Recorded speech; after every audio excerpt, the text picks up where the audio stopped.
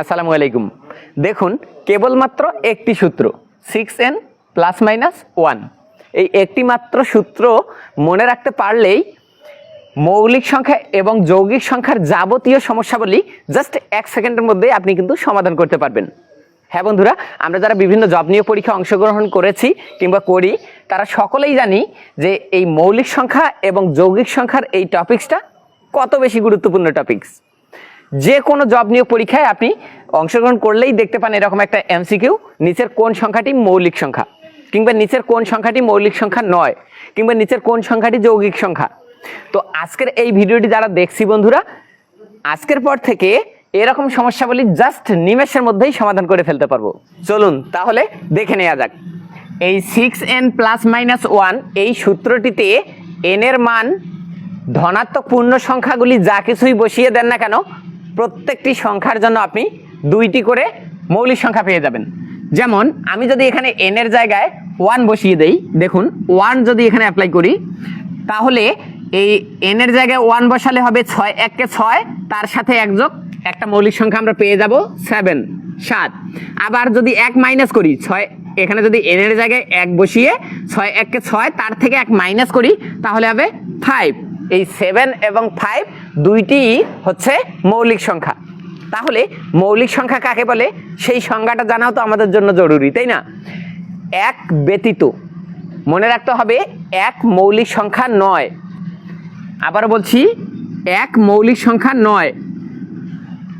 এক কেন মৌলিক সংখ্যা নয় কিংবা যৌগিক সংখ্যা নয়, তাহলে এক কি সংখ্যা, এই রিলেটেড একটা ভিডিও আমাদের ফেসবুক পেজ এবং ইউটিউব চ্যানেলের মধ্যে আপলোড করা আছে।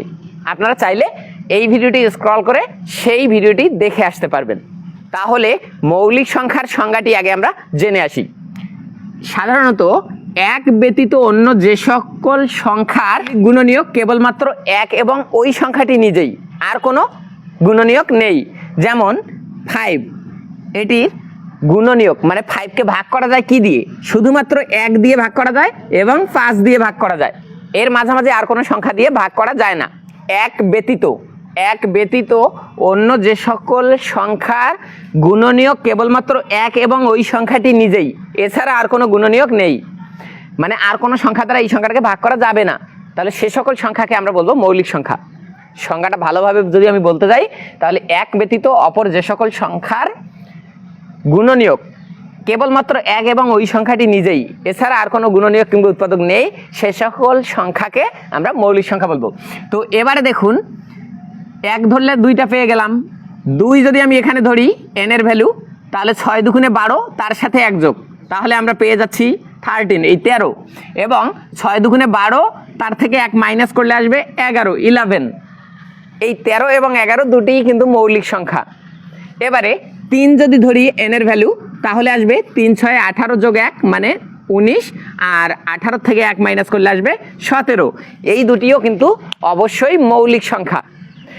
এবারে আমি যদি 4 ধরি, তাহলে আসবে কত দেখি? 4 6 24 যোগ 1 25 আসবে, আর 24 থেকে 1 মাইনাস করলে আসবে 23। এইবারে দেখুন তো, এই 25 কি মৌলিক সংখ্যা? 25কে ভাগ যায় 1 দিয়ে, 5 দিয়ে, আবার 25 দিয়ে, তাহলে 25 তো মৌলিক সংখ্যা হলো না। এইবারে একটা বিষয় আমি যে বলেছিলাম, দ্বিতীয় আর একটা বিষয় মনে রাখতে হবে, সেই বিষয়টি এবারে আলোচনা করে নিচ্ছি। সেই বিষয়টি হচ্ছে, দেখুন এই যে আমরা একটা সংখ্যা পেয়েছি 25, এটি কিন্তু মৌলিক নয়, কারণ 25কে 1 দ্বারা ভাগ করা যায়, আবার 25 দিয়েও যায়, মাঝামাঝি আবার 5 দিয়েও ভাগ করা যায়। তাহলে 25 কি মৌলিক হলো না? এই সূত্র মতে তাহলে সবগুলি মৌলিক আসছে না। তো যে দ্বিতীয় বিষয়টি আমাদেরকে মনে রাখতে হবে, সেটি হচ্ছে, আমরা যে মৌলিক সংখ্যাগুলি পাবো এখানে, সেই সংখ্যাগুলি চেক করে নিতে হবে 5 এবং 7 দ্বারা ভাগ করা যায় কিনা। যদি 5 দ্বারা ভাগ করা যায় তাহলে সেটি মৌলিক হবে না, আর যদি 7 দ্বারা ভাগ করা যায় তাহলে সেটি মৌলিক হবে না, আর এছাড়া বাকি সবগুলি সংখ্যাই মৌলিক হবে। আবারও বলে নিচ্ছি, 5 এবং 7 দিয়ে চেক করে নিতে হবে। এই যে 7 বের হয়েছে, 7কে শুধুমাত্র 7 আর 5কে ব্যতীত, কেন? এই 7 এবং 5 এমন একটা সংখ্যা, এই যে 7কে শুধুমাত্র 1 দিয়ে ভাগ যায় এবং 7 দিয়ে যায়, আর কোনো দিয়ে যায় না, 7 মৌলিক। আবার 5ও একইভাবে 1 দিয়ে ভাগ যায়, 5 দিয়ে যায়, 5ও মৌলিক। এর পরবর্তী যে সংখ্যাগুলি আছে সবগুলিকে 7 এবং 5 দিয়ে ভাগ যায় কিনা সেটা চেক করে নিতে হবে। দেখুন 13কে 1 দিয়ে যায় এবং 13 দিয়ে যায়, এটা তো আমরা সকলেই জানি, কিন্তু এটা আর দেখতে হবে না, শুধুমাত্র দেখতে হবে এটাকে 5 দিয়ে কিংবা 7 দিয়ে ভাগ করা যায় কি না। তাহলে 13কে 5 দিয়ে যায় না, 7 দিয়েও যায় না, তাহলে এটি একটি মৌলিক। 11কে 5 দিয়ে যায় না, 7 দিয়েও যায় না, এটি একটি মৌলিক সংখ্যা। একইভাবে 19কে 5 দ্বারা ভাগ করা যায় না, আবার 7 দিয়ে যায় না, তাহলে এটি একটি মৌলিক সংখ্যা। তো এই যে 25 সংখ্যাটা এসেছে, সেই সংখ্যাটি মৌলিক নয়। কেন? এটিকে 5 দ্বারা ভাগ করা যাচ্ছে। তো এইখানে এই 5 এবং 7 দিয়ে প্রত্যেকটাকে চেক করে নিতে হবে। তো আমরা এবারে দেখি 5 যদি ধরি, n এর মান, n এর ভ্যালু যদি 5 ধরি, 5 6 30, 30 যোগ 1 একটা সংখ্যা আমরা পেয়ে যাচ্ছি 31, 31। আরেকটি সংখ্যা কত পাবো? 5 6 30 থেকে 1 মাইনাস, তাহলে আসছে 29। 31কে তো 5 দ্বারা কিংবা 7 দিয়ে ভাগ করা যায় না, তাহলে 29কেও 5 দিয়ে কিংবা 7 দিয়ে ভাগ করা যায় না, তাহলে এই দুটি সংখ্যা হচ্ছে মৌলিক সংখ্যা। তাহলে এ থেকে আমরা একটা সিদ্ধান্তে উপনীত হতে পারি যে সবগুলি মৌলিক সংখ্যা এই সূত্রটাকে স্যাটিসফাই করে, কিন্তু এই সূত্রটা সবগুলি মৌলিক সংখ্যাকেই শুধুমাত্র স্যাটিসফাই করে না, মানে নির্ণয় করে না। এই সূত্রটার সাথে যৌগিক সংখ্যা আসতে পারে। কোন সকল সংখ্যা? যে সকল সংখ্যা 5 এবং 7 দ্বারাও বিভাজিত। আচ্ছা, তো এবারে আমরা আরেকটা দেখি। এখানে 5 ধরেছি, তাহলে 6 ধরলে 6 6 36 যোগ 1 37 মৌলিক। আবার 6 6 36 থেকে 1 মাইনাস 35, 35কে 5 দ্বারা এবং 7 দ্বারা দুইটি দ্বারাই ভাগ করা যায়, তার মানে সেটি মৌলিক নয়। n এর ভ্যালু যদি আমি 7 ধরি, 6 7 42, 42 এর সাথে 1 যোগ করলে 43, 43কে 5 দ্বারা ভাগ করা যায় না, আবার 7 দিয়েও যায় না, সেটি মৌলিক। আবার সেখান থেকে 1 মাইনাস করলে আসবে 41, 41কেও 5 দ্বারা কিংবা 7 দ্বারা ভাগ করা যায় না, সেটিও মৌলিক। তো এবারে দেখুন আরেকটা গুরুত্বপূর্ণ টপিকস।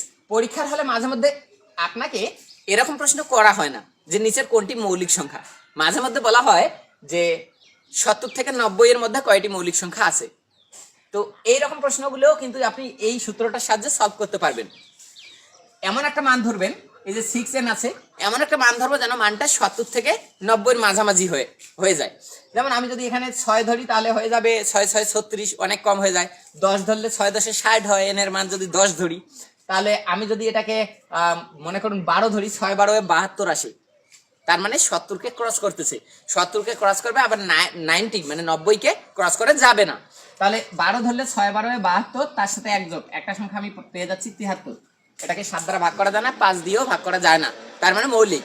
আবার 1 মাইনাস করলে 6 12 72 থেকে যদি 1 মাইনাস করি, তাহলে আসবে 71 71। 5 দ্বারা ভাগ করা যায় না, 7 দ্বারা ভাগ করা যায় না, তাহলে মৌলিক।